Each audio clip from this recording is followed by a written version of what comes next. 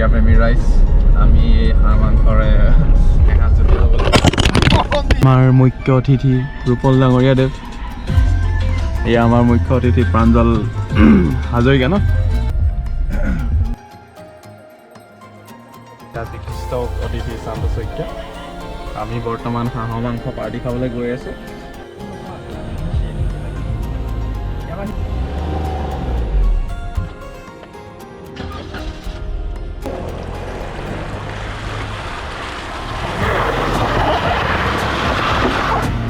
এইটো কিন্তু বেয়া কৰিলা তুমি। Not enough.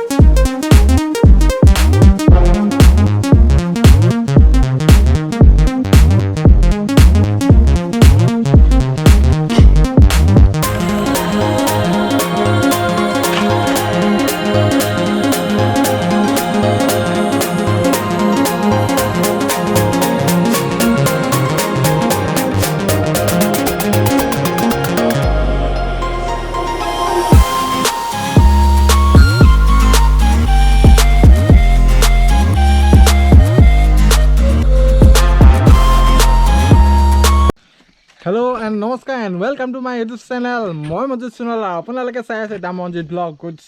তো আজি নতুন এটা ব্লগ লৈ আহিছোঁ, তো ফুড ব্লগ আজি দেখাম। জিৰ' নেটৱৰ্ক এৰিয়ালৈ আহিছোঁ, এইডোখৰ পাহাৰৰ এৰিয়া।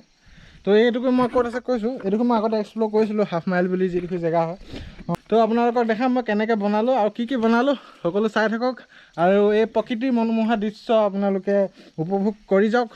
আৰু মই এনেকৈ দেখাই থাকিম আপোনালোকক মোৰ কাৰুকাৰ্য প্লাছ মই ব্লগ আৰু ক্ৰিকেটো ভিডিঅ' মই ভাল ৰেচপন্স পালোঁ সকলো ৰাইজৰ পৰা। যিহেতু এইডোখৰ কথা বহুতে নাজানিছিলে, যিডোখৰ হাফ মাইল এতিয়া বহুত ক্লাব আহিলে, বহুত লগৰ আহিলে, বহুত ফেমিলি ফ্ৰেণ্ড টাইপৰ বহুত আহিলে এইডোখৰ জেগা চাবলৈ। তো এইডোখৰ এক্সপ্ল'ৰ কৰি বহুত নিজকে বহুত ভাল লাগিল। আগতে ইমান এক্সপ্ল'ৰ কৰা নাছিলে, হয়তো ওচৰ পাজৰ লোকেলে জানিছিলে, তথাপিতো এতিয়া আপোনালোকক দেখাম মই ফুড ব্লগ। তো লেটছ গ'।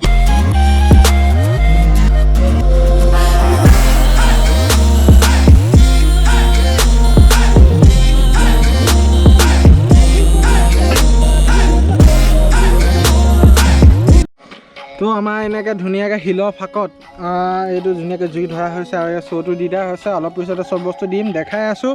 আৰু লোকেশ্যনটো হ'ল এইটো, কি ধুনীয়া লোকেশ্যন। আৰু ইয়াতে আমাৰ খানা বনোৱা হৈ গৈছে আৰু এইখন নৈ। আমাৰ ধুনীয়াকৈ তেলটো দি ল'লোঁ। এতিয়া মেইন ভাগি এইটো হাঁহ মাংস হয়, সেয়া হাঁহ মাংস পৰিব।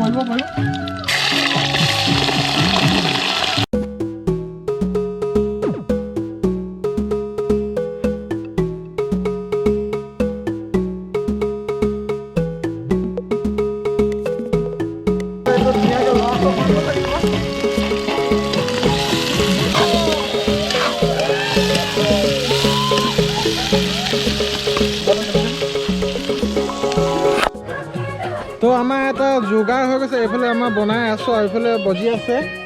তো আমি এটা যোগাৰ কৰি আছোঁ, এইটো শিলটো ধুনীয়াকৈ ধুই লৈছোঁ আৰু ইয়াত আদা ৰচুন থৈ লৈছোঁ। আৰু এই আদা ৰচুন থোৱাৰ পিছত ইয়াতে আদা ৰচুনটো ইয়াতে খুন্দা যাব। এইটো চুপাৰ ডুপাৰ যোগাৰ বুলি কয়।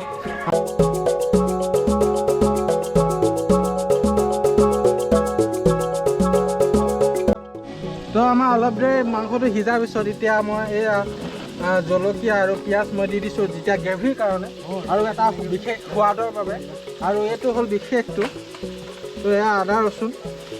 তো আদা ৰচুন এয়া ভাইটি নেপেলাব বেছিকৈ হয়। আৰু এয়া আদা ৰচুন দি দিয়া হৈছে ধুনীয়াকৈ, একদম ধুনীয়াকৈ পেষ্ট বনাই দিয়া হৈছে যোগাৰৰ অনুসাৰে।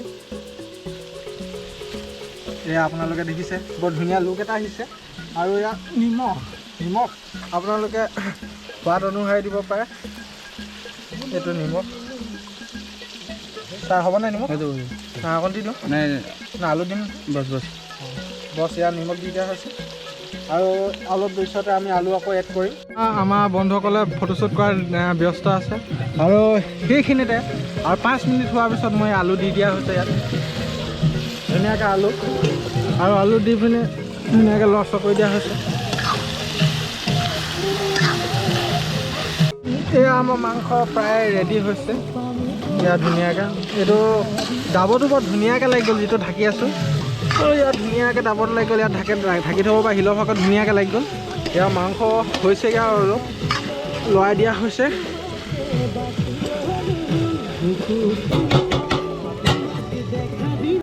তো আমাৰ খাবলৈ হৈ গ'ল আৰু এয়া মাংস ৰেডি আৰু মাংসটো আপোনালোকক অকণমান স্কিপ কৰিব লগা হ'ল কাৰণ কেলৈ আমি বেলেগ এটা কাৰ্যত অগ্ৰগত হ'লোঁ আৰু এয়া আমাৰ প্ৰাঞ্জল দা ডাঙৰীয়া এই ভাতটো বাঢ়িছে আৰু ইয়াৰ মাংস বিলাব অলপ পিছতে আৰু ইয়াতো বক্স ধুনীয়াকৈ আমি অলপ নাচিলোঁ বাগিলোঁ তো আপোনালোকক সেই শ্বৰ্টটো আপোনালোকে দেখাবলৈ থাকি গ'ল তো ইয়াৰ ভাত বাঢ়ি আমি খাই পিনে এগেইন ঘৰলৈ যাওঁ আৰু এতিয়া লোকেশ্যনটো বৰ্তমান এনেকুৱা হ'ল এতিয়া পাইছে সময় লাইক 4:30 লাইক এনেকৈ পাইছে তো দিছ ইজ দ্য লোকেশ্যন আৰু এইফালে ৰূপলদা এইফালে চান্দদা আৰু এইফালে প্ৰাঞ্জলদা আৰু মই তো আমি বাহিৰত খাবলৈ গ'লে ইমান এটা ৰুটিন অলপ হাইজেনিকটো অলপ কম হয় কিমান হাইজেনিক হৈছে মই ক'ব নোৱাৰোঁ কিন্তু এবাৰ মাংসটো মই টেষ্ট কৰি চাম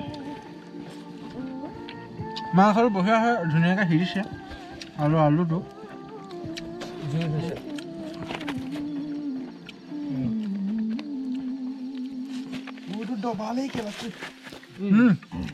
মজা হৈছে তো আপোনালোকে এনেকৈ ধুনীয়াকৈ খাব পাৰে একদম ধুনীয়াকৈ মাংসটো সিজিছে প্লাছ আলুটো সিজিছে ধুনীয়াকৈ আদা ৰচুন দিয়া হৈছে বেলেগ মছলা জাতীয় কোনো এড কৰা নাই ধুনীয়াকৈ খাব পৰা হৈছে তো আপোনালোকে আহি এনেকৈ প্ৰকৃতিৰ বুকুত বহি পিনে ধুনীয়াকৈ বিনাশ খাব পাৰে তো আপোনালোকে আহিব আৰু পাৰিলে ওচৰে পাজৰে যদি আছে আপোনালোকে আহিব আৰু খাব তো বৰ ধুনীয়া এটা হৈছে তো আমাৰ এবাৰ লোকেশ্যনটো মই দেখাই দিছোঁ এয়া আমাৰ প্ৰাঞ্জলদা আমাৰ এই চান্দদা ডাবতে লৈ ল'লে আৰু তো আমি ভাত খাই আৰু এতিয়া ঘৰলৈ যাম তো ভিডিঅ'টো ভাল পালে তো লাইক শ্বেয়াৰ এণ্ড ছাবস্ক্ৰাইব কৰিব and don't forget the bell icon আৰু আগৰ হাফ মাইল যিটো এই লোকেশ্যনটো মই আগতে বৰ ধুনীয়া ৰেচপঞ্চ পালোঁ আৰু প্লাছ সকলো আহিলে আৰু এইটো এক্সপ্ল'ৰ কৰিবলৈ আৰু প্লাছ ছ'চিয়েল মিডিয়াত বহুত ফটো আপলোড কৰিলে মই তাত থৈ গম পালোঁ আৰু বহুত আহিলে এইডোখৰ ধুনীয়াকৈ চালে আৰু তো মই এইডোখৰ এক্সপ্ল'ৰ কৰি যে ৰাইড যে আহিলে মই সেইটো অন্তৰৰ পৰা ভাল পালোঁ তো যি কি নহওক